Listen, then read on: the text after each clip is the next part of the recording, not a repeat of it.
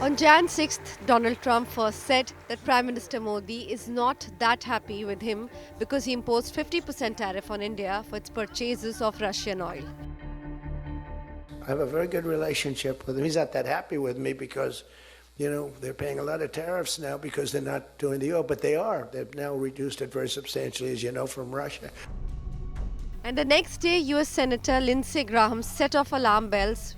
Graham Blumenthal sanctions bill drafted by Lindsey Graham along with Democrat Richard Blumenthal.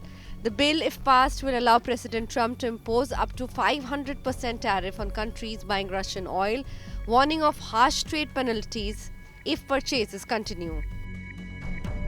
The move was widely seen as aimed at India, one of the largest importers of discounted Russian crude, and marked a sharp escalation in Washington's pressure tactics.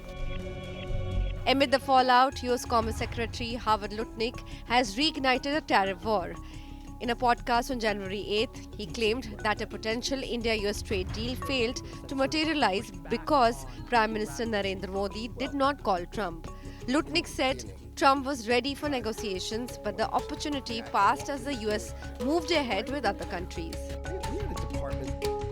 Lutnick said the US had expected trade negotiations with India to move forward, but when there was no response from New Delhi, Washington went ahead and concluded deals with Indonesia, the Philippines, and Vietnam instead.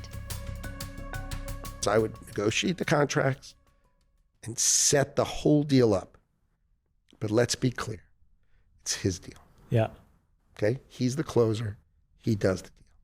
So I said, you got to have Modi. It's all set up. You have to have Modi call the president.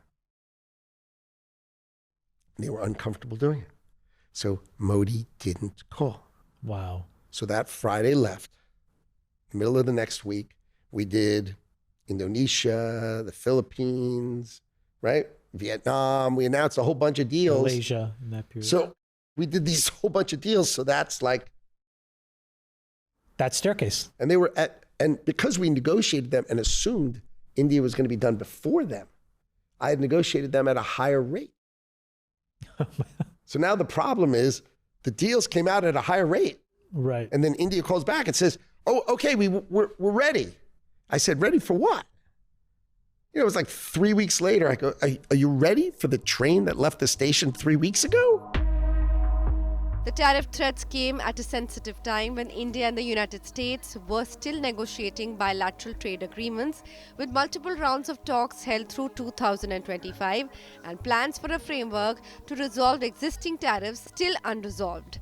Indian Ministry of External Affairs has responded to the tariff threat, stating that India is keeping an eye on the bill and it will prioritize the energy needs of its 1.4 billion people. We are aware of the proposed bill. We are closely following the developments around the bill. Our position on the larger question of energy sourcing is well known to you. We are guided by the evolving dynamics in the global market, as also the imperative to secure affordable energy for our 1.4 billion people through diverse sources to meet their energy security needs. In response to Howard Lutnick's claim, the MEA clarified that Prime Minister Narendra Modi has called President Trump 8 times. Prime Minister and President Trump have also spoken on phone on 8 occasions during 2025, covering different aspects of our wide-ranging partnership.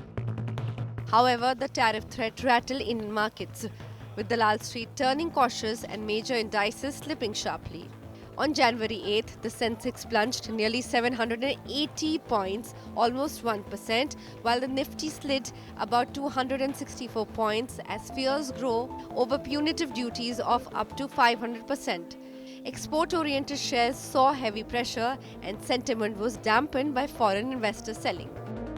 While the talks remain formally open, the latest statements have added uncertainty for policymakers, businesses and markets on both sides. With Meenakshi Shandilya, Bureau Report, India Today.